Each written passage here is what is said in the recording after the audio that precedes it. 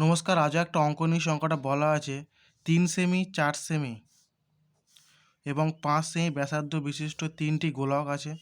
তিনটি গোলকগুলি একটি নতুন গোলক তৈরি করা হলো। নতুন গোলকটির ব্যাসার্ধ কত? উত্তর হবে 6 সেমি।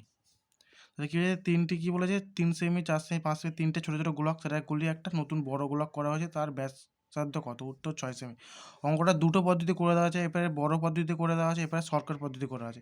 তো শর্টকাট কী করবে, তোমরা কি এটা মনে রাখবে যে রুট কিউব, রুটের ওপর কিউব, আর যে ভেতরে যে কটা ব্যাসার্ধ বলা থাকবে সেইগুলো যোগ, কিউব করে যোগ। তারপর তো প্রথম আছে √3 বাই ভেতরে হবে 3-এর কিউব প্রথমটা, দ্বিতীয়টা 4-এর কিউব, পরেরটা 5-এর কিউব। ফের √ওভার করে দেবো, তা 27, 64, 125 যোগ করে 216, 216 কিউব আছে, কিউব বের করে 216 কার কিউব, 6-এর কিউব, মানে 3টে 6 গুণ করলে হয় 216, তাই 3 আছে, তাই জন্য কী হবে 6। তো উত্তর কত হবে? 6 সেমি হচ্ছে ব্যাসার্ধ। বা তোমরা বড় আকারে করতে পারো, ধরে নিয়েছি নতুন গোলক ব্যাসার্ধ 8 সেমি, তাই নতুন গোলকের আয়তন সমান সমান তিনটি গোলকের আয়তনের সমষ্টি। তাহলে আয়তনের সূত্র কি? 4/π ইন্টু আর 4/3 ইন্টু পাই ইন্টু আর কিউব, আর মানে ব্যাসার্ধ কিউব। তাহলে সবগুলো লিখে নিয়েছি। তাহলে কি 4/3 ইন্টু পাই আর কিউব, 4/3 ইন্টু পাই ইন্টু 3, এখানে 3 আছে, প্রথমটা 3-এর কিউব, তারপর 4-এর কিউব, তারপর 5-এর কিউব।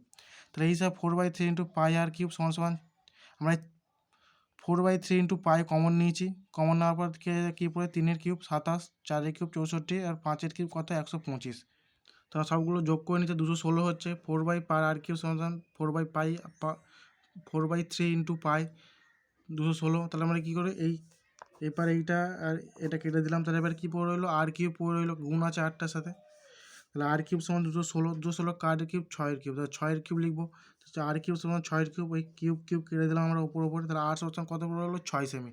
তো উত্তর কত হবে? 6 সেমি। আশা করি সব বুঝতে পেরেছো।